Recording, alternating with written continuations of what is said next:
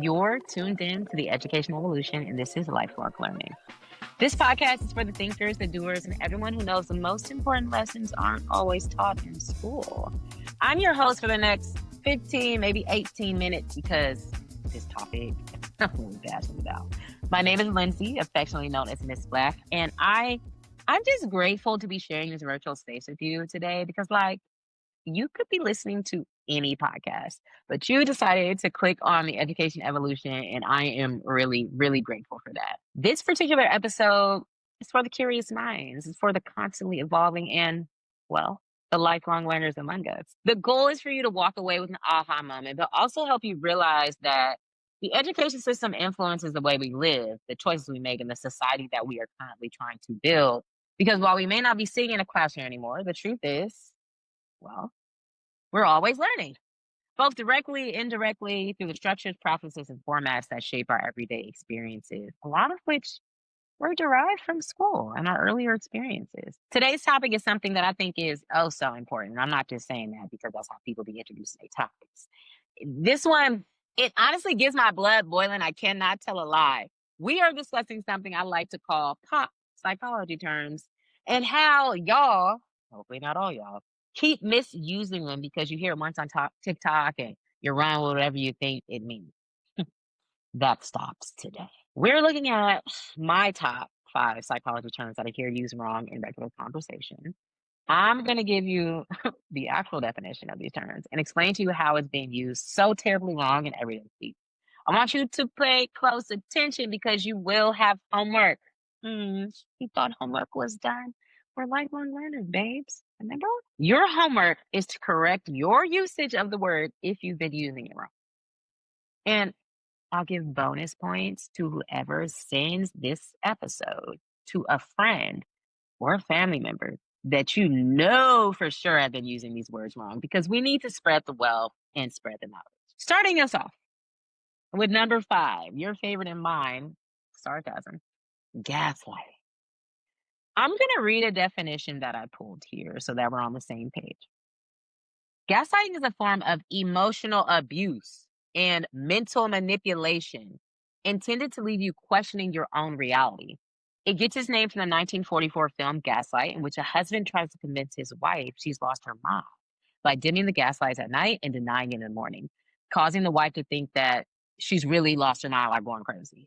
A more modern example might be downplaying or dismissing your concerns and feelings, or making you feel like your perception of an event is always wrong, like always.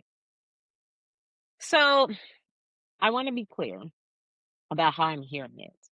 I'm noticing that when somebody's partner or someone that they're friends with is telling them that things are not a big deal, or hey, you're just too sensitive, that's not really gaslighting. The intent of gaslighting is to literally make you so confused and sow the seeds of doubt in your mind that you're like, wow, maybe what I thought was reality isn't reality. It's very coercive, it's a very controlling tactic. Someone remembering something different or because they have a different perspective, because we're all people, that's not gaslighting, y'all. Someone not taking accountability for their actions because they don't understand the harm that they did, that's not gaslighting either. I'm not saying these things are good things, and I'm not saying these things are not happening. But what I am saying is that we are abusing the word gaslight, and it usually has an intent to confuse you in its entirety in a way to emotionally abuse you and coerce you. Number 4. This one actually is one of my favorites. Boundaries. Yeah. So, personal boundaries are established by changing one's own response to interpersonal situations, rather than expecting another person's behavior to comply with our boundaries. Boundaries are usually created to protect our mental health or our well being. I'm going to use a really soft example here. Let's say I'm studying and I'm in a roommate situation. Um, Someone comes to talk to me. The boundary isn't, hey, you can't talk to me while I'm studying. That's my boundary. No, That's more of an expectation that you put on the other person. And some people might even say that is a rule if you like verbalize it to people beforehand. A boundary is something that you control. The onus is on you, how you respond, not somebody else's behavior. So to use that same example, I'm speaking to myself. I'm studying. If someone comes to talk to me, I I am not going to engage in speaking with that person. However, if I do feel like it's necessary, I am just going to tell them, "Hey, I'm studying right now. I can't afford to be distracted. Can I talk to you later?" Boom. And then you don't further engage in that conversation, violating your own boundary. I am hearing um and witnessing people reframe their expectations and their rules for how they want other people to behave as boundaries. And those just aren't boundaries, y'all. Another common one I hear, um, moms and their kids don't want their kids to be touched or forced to hug family members they don't want to hug. Now, an older generation might be like, "Oh no, you need to be nice. You need to not be that kid needs to not be rude. If your aunt, your uncle asks to hug you, you need to hug them." Now, a rule from that mom can be, "Y'all not touching my kid unless my kid comes to hug you." The boundary that is being set in place to protect your child, to protect the well-being, is that if that happens, we will leave. If that happens, my kid will not be able to go to your house because you are not respecting the boundary that I put in place. It's all about what you are going to do and what you can control with it. And before we move forward, I just want to state that I am not pulling these definitions in my head. I did this like crazy, amazing thing called a Google search. And I typed in pop psychology terms. And I pulled from American Association of Psychology. I pulled from Times Magazine. I pulled from a Harvard Medical article. Free access to information. It's everywhere. I'm not making it up. But we're going to get into number three because number three is something that I don't think a lot of the articles didn't bring this one up immediately, but intrusive thoughts. I actually have a friend who uses this all the time. I'm like, you're not using it right. Intrusive thoughts are unwanted, involuntary thoughts that pop in suddenly and often feel distressing, scary, out of character. They cause anxiety, like they cause you serious discomfort. Usually they fall in one of the following categories: violent or sexual in nature, they're frightening, they're related to a phobia or a deep seated fear. Disgusting, they may be super embarrassing, incredibly shameful, or just amoral in general. The thought is if it's an intrusive thought, if it's unusual for you, right, and not in your typical nature, if it's bothersome for you internally, making you super duper uncomfortable and you want to push out your mind, you just feel like you can't, or if the thoughts or the feelings are hard to control. This probably sounds obvious. Now, what I'm seeing people do, they're confusing intrusive thought with an internal thought. An internal thought, a thought that comes to your mind that you just don't say, you didn't say out loud, you don't usually say out loud. What the hell are you talking about, Miss Leck? I have had somebody sitting next to me and they're ranting about whatever, right? Let's say that they're talking about Love Island. A woman walks by and her shoes are hideous. Okay. And then they might say, "Oh my God, your shoes are so ugly. Sorry, that was my intrusive thoughts getting the best of me." That wasn't intrusive. It was rude. It would have been rude for you to say to the lady, but that was just an internal thought that you had.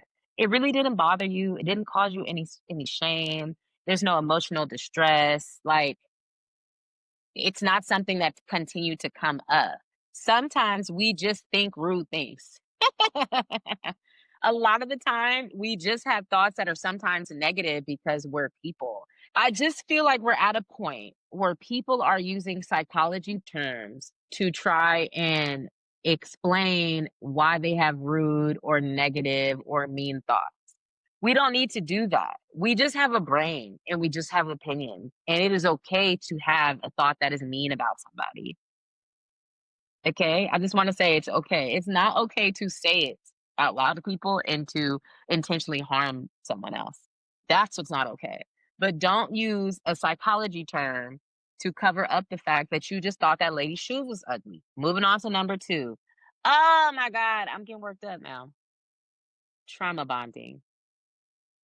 Please listen carefully. This actually may be the time that you need to stop, copy and paste the link and send it to a friend because I know you have a friend that is using trauma bonding now. Trauma bonding is an attachment that develops from a cycle of physical or emotional trauma followed by positive reinforcement. There is a distinct power dynamic between the one inflicting the trauma and the one experiencing it. This is common in romantic relationships, but can also be exhibited between like a child and their abusive caregiver, a hostage and their kidnapper. So if you ever heard of Stockholm syndrome, that is an example of trauma bonding. Okay. It's being misused because people think that bonding over a shared traumatic experience is trauma bonding. If me and my friend were both in a car accident and we are talking about our experience in a car accident, that's not trauma bonding. We are just having a conversation about a shared experience that may be traumatic. So we may be bonding and connecting over a traumatic event that we both separately had. We're not trauma bonding. We don't now have an attachment where I am enforcing power over you. Okay. I'm not being mean to you, kicking you while you're down, kicking you while you're down, kicking you while you're down, and then coming to your door with flowers to apologize and with in this form of positive reinforcement to make you more attached to me. Like, this is what abusers do, like women who stay in domestic violence situations. It's because they're actually trauma bonded to the person that is inflicting the pain, but following up with something nice. It's a manipulative tactic. It's not, we both tore our ACLs in high school and now we're trauma bonded. We don't have an attachment. Y'all have to stop with that one. Please, please. And this one really gets me. Can y'all guess what it is? Because I haven't said it yet, but I'm certain that you probably thought this was top of the list when I started. Love bombing. Okay, I'm giving you the definition. Love bombing is inundating someone with love and affection, either to make up for an abusive behavior or to control or manipulate somebody. So this also can happen in like abusive relationships, domestic violence situations. For example, a man might shower his girlfriend with excessive attention and extravagant gifts and trips and to make her feel obligated to and dependent on him.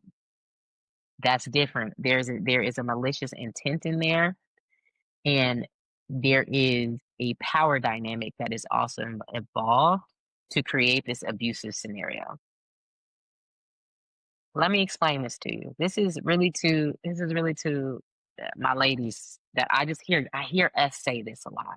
Not me, but I hear us say this a lot. That man who is giving you gifts and being kind to you at the beginning of dating is not love bombing you. Please. He's trying to impress you because he likes you. Okay? That's what that is. Like, that's just what that is, you guys. You can't even tell if something is love bombing within 1 or 2 dates, unless the person is being immediately abusive to you right after, and then following up with an extravagant gift. Now, somebody might be introducing you to a vibe they cannot maintain, but it's not rooted in wanting to be abusive. It's rooted in wanting to impress you, wanting to show that they like you. That's what that is. It's not love bombing. Y'all are not getting, everybody's not getting excessive, like a date and someone bringing flowers and someone texting you being nice. Like, that's genuine interest. It's not love bombing. I'm hearing a lot of people use the term love bombing to describe that.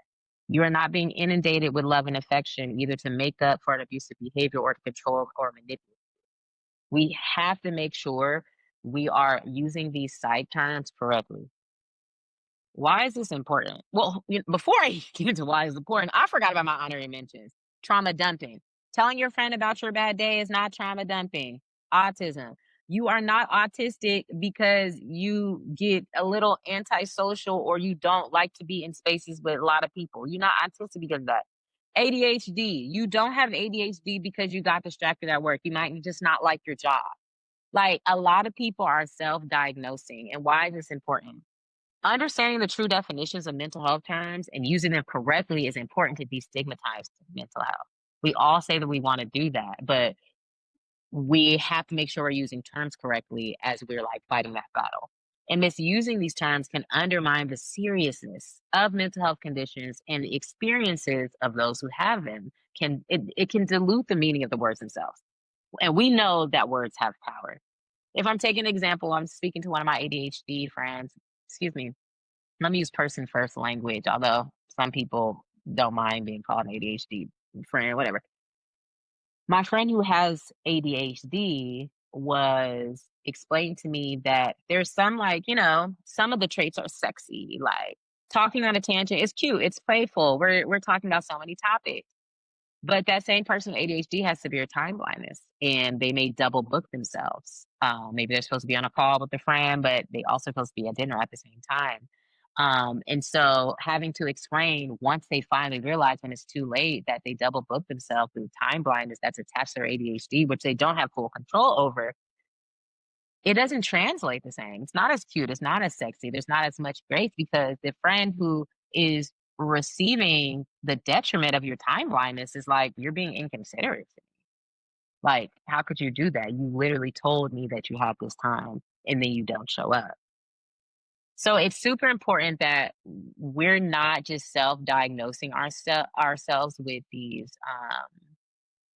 any of these terms that I've just talked about. Don't diagnose yourself, don't diagnose your entire relationship, don't diagnose your entire experience with someone based off of your own subjective or connotative understanding of a term. Really look stuff up, y'all. We have to look stuff up because I mean, you're running the risk of sounding uneducated on something you can simply Google. You also run the risk of sounding like you let social media create your personality or that you don't fact check or think critically about information you're consuming. And if there's any time to think critically, y'all know what I'm talking about. This is the time. Seriously. Some of what is going on in our nation right now is happening because people were not looking up and utilizing the denotative definition of words. Racism and reverse racism. If you don't know what I'm talking about, this is your opportunity to look it up. DEI, affirmative action. These things have been misconstrued to have a different meaning because one person or a group of people decided that this is actually bad and this is the rhetoric that we are going to push. And then people just listen and believe it as opposed to doing their research or speaking to an expert or speaking to someone with that lived experience, even that can really help support people understand the definition of true words. And it's pertinent that we are not just going with whatever we think the word means on the internet. For real, y'all, because this is how we got into this situation. Not as in its entirety, right? But not checking people, not critically thinking, not checking yourself on what you're consuming. We have to be mindful, starting with these pop psychology terms, please. So that concludes our lifelong learning episode today. I hope that you learned something new today.